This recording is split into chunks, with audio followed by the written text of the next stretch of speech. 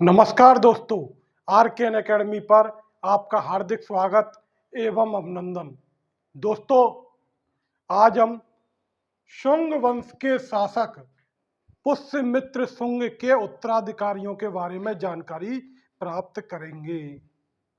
दोस्तों, पुराणों के अनुसार पुष्यमित्र शुंग ने 36 वर्ष तक शासन किया।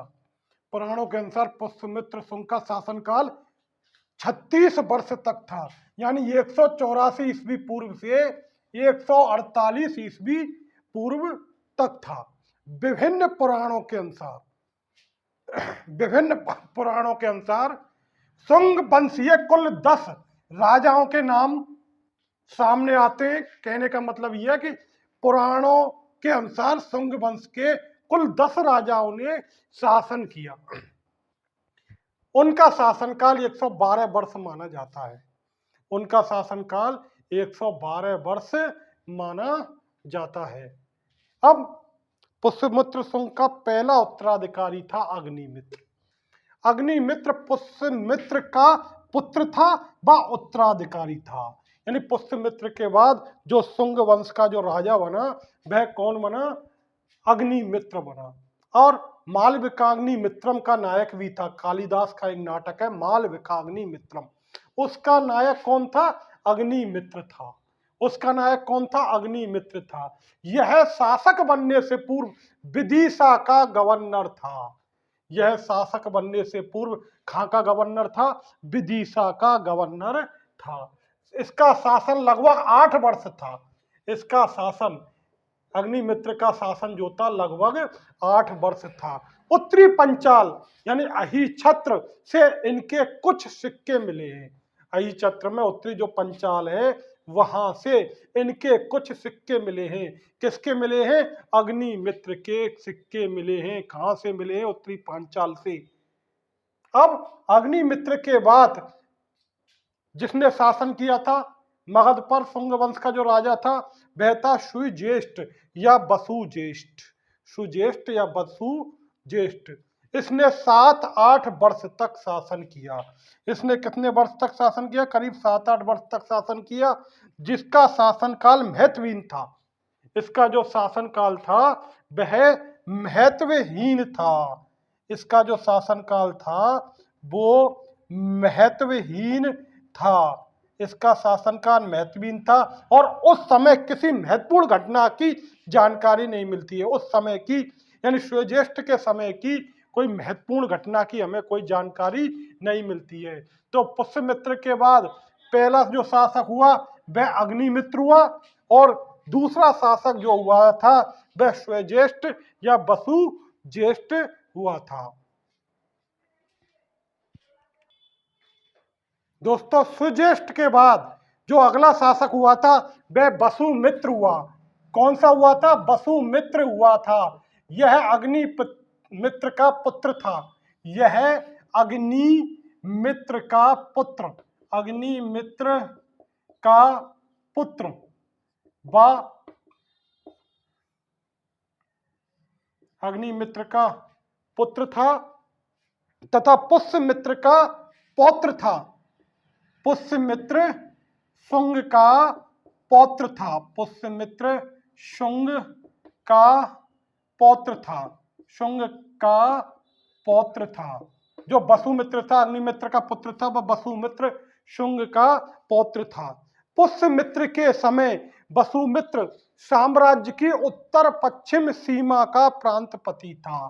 पुष्यमित्र के समय, पुष्यमित्र के समय, पुष्यमित्र के समय यह साम्राज्य की उत्तर पश्चिम सीमा का प्रांतपति था। पश्चिम सीमा का प्रांतपति था। दोस्तों, वसुमित्र अग्निमित्र का पुत्र था, पुष्यमित्र शुंग का पौत्र था और पुष्यमित्र के समय यह साम्राज्य की उत्तर पश्चिम सीमा का प्रांतपति था।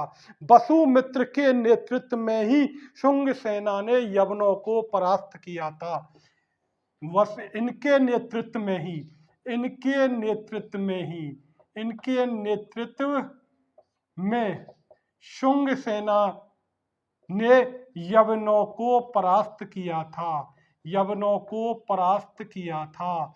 इनके नेतृत्व में ही शुंग सेना ने यवनों को परास्त किया था। इनके नेतृत्व में ही शुंग सेना ने यवनों को परास्त किया था। शासक बनने के बाद अत्यंत विलास प्रिय हो गए थे। शासक बनने के बाद जो वसुमित्र थे अत्यंत विलास प्रिय हो रहे थे। एक बार जब वो नृत्य का आनंद ले रहे थे उस समय मित्रदेव या मूजदेव नामक व्यक्ति ने इनकी हत्या कर दी।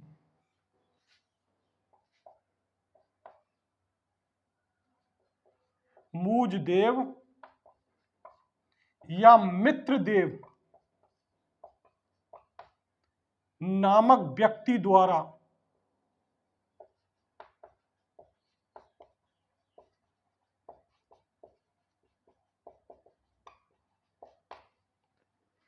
जब एक बार ये नृत्य का आनंद ले रहे थे तो उस समय मूजदेव या मित्रदेव नामक व्यक्ति द्वारा इनकी हत्या कर दी। शासक बनने के बाद ये क्या हो गए थे? विलास प्रिय हो गए थे। हर्षचरित से इसकी जानकारी मिलती है।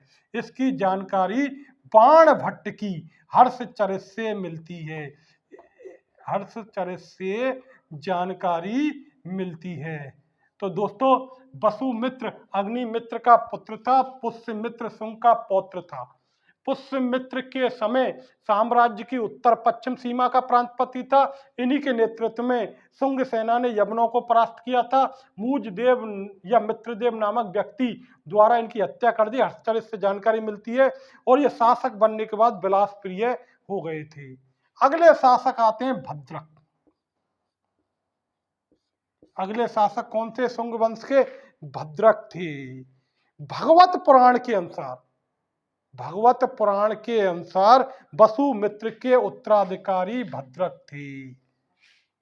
उत्तराधिकारी कौन थे?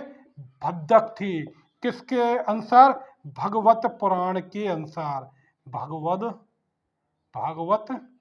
पुराण के अनुसार, भगवत पुराण के अनुसार जो वसुमित्र के जो उत्तराधिकारी थे वो कौन थे? भद्रक थे। दोस्तों इनके अन्य नाम कौन कौन से? आंद्रक, औद्रक।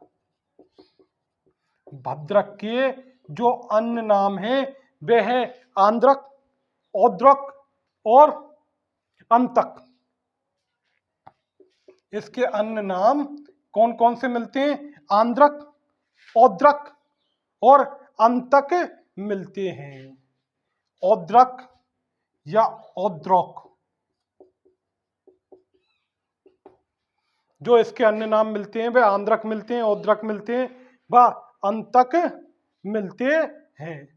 दोस्तों इस शासक की पहचान कुछ विद्वानों ने जो वेश नगर में उल्लेखित काशी पुत्र भागभद्र से की है जो संदिग्ध है। इस शासक की पहचान कुछ जो विद्वान हैं उन्होंने वेश नगर के शासक काशी पुत्र भागभद्र से की है जो संदिग्ध है, जो संदिग्ध है। आंद्रक का उल्लेख कौशाम्बी से प्राप्त एक लेख में हुआ है। आंद्रक का उल्लेख, आंद्रक का उल्लेख, आंद्रक का उल्लेख कौशाम्बी से प्राप्त, कौशाम्बी से प्राप्त एक लेख में हुआ है। प्राप्त एक लेख में हुआ है।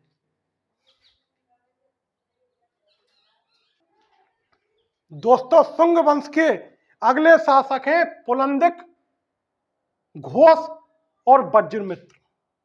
पहले पुलंदिक हुए, फिर घोष हुए, फिर वज्रमित्र हुए, लेकिन इनके बारे में कोई जानकारी हमें प्राप्त नहीं होती है। अगले शासक हैं, इनके बारे में कुछ जानकारी प्राप्त होती है। काशी पुत्र भागभद्र, काशी पुत्र भागभद्र, इनके बारे में हमें कुछ जानकारी मिलती है। इन्हें भाग भी कहते थे। काशी पुत्र भागवत।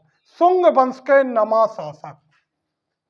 शुंग वंश का शुंग वंश का शुंग वंश का नवा शासक। शुंग वंश का नवा शासक। शुंग वंश का नवा शासक कौन था? काशी पुत्र भागभद्र था, जिसने करीब 32 वर्ष तक शासन किया। इसने करीब 32 वर्ष तक शासन किया। इसने जो शासन किया था 32 वर्ष तक का शासन किया था। इसके समय की महत्वपूर्ण घटना क्या थी? इनके शासनकाल के 14वें वर्ष इनके शासनकाल के 14वें वर्ष तक्षशिला के यवन शासक तक्षशिला के यवन शासक एंटियालकिड्स का राजदूत हिलियोडोटस विदिशा आया था, जो वैष्णव धर्म का अनुयायी था। इनके शासनकाल के 14वें वर्ष इनके शासनकाल के 14वें वर्ष तक्षशिला तक्षशिला तक्षशिला का यवन शासक कौन? एंटियालकिड्स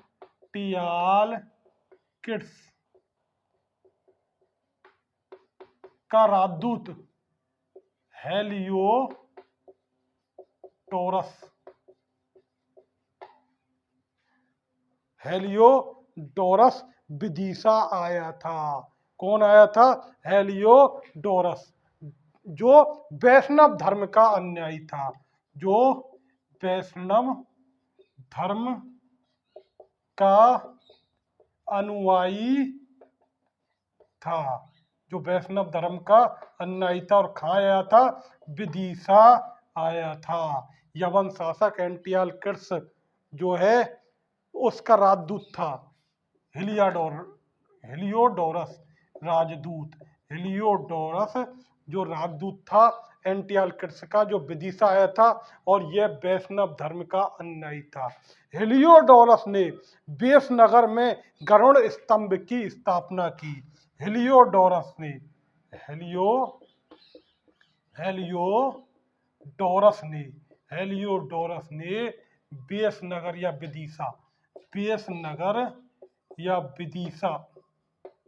वेशनगर या विदिशा जो है उसमें गरुड़ स्तंभ की स्थापना की। गरुड़ स्तंभ की स्थापना की। किसने की? हेलियोडोरस ने गरुड़ स्तंभ की स्थापना की। कहाँ पर की थी? वेशनगर में की थी। हेलियोडोरस तक्षशिला के डीओ का पुत्र था। हेलियोडोरस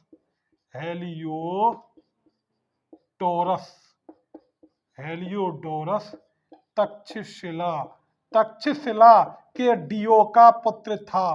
तक्षशिला के डीओ का पुत्र था। तक्षशिला के डीओ का पुत्र था। अब आता है देवभूति जो 10वां व अंतिम शासक था।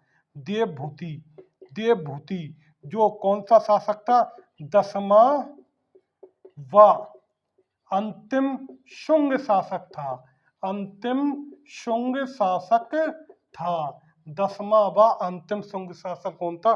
देवभूति था। कौन था? देवभूति था। यह अत्यंत विलासी प्रवृत्ति का था। उसी के अमात्य यानी वसु, जो देवभूति का अमात्य था वसुदेव, उन्हें देवभूति की हत्या कर शुंग राजवंश को समाप्त कर दिया। किसने समाप्त कर दिया? वसुदेव ने। वसुदेव द्वारा हत्या। ये किस? देवभूति का अमात्य था। देवभूति का अमात्य था और 10वां व अंतिम शासक था शुंग शासक, और बस इसके अमात्य वसुदेव ने इसकी हत्या कर शुंग वंश को समाप्त कर दिया। शुंग वंश का जो शासनकाल बताया जाता है लगभग 184 ईस्वी पूर्व से 75 ईस्वी पूर्व बताया जाता है। लगभग 75 ईस्वी पूर्व बताया जाता है, यानी कि 75 ईस्वी पूर्व को जो देवभूति जो शुंग वंश का अंतिम शासक था, उसके अमात्य वसुदेव ने उसकी हत्या कर दी। यानी कि देवभूति ने 75 ईस्वी पूर्व तक शासन किया था और शुंग वंश का शासन 184 ईस्वी पूर्व से शुरू होता है और 75 ईस्वी पूर्व पर समाप्त हो जाता है। दोस्तों, इस चैनल को सब्सक्राइब करें, लाइक करें तथा शेयर करें। नमस्कार दोस्तों।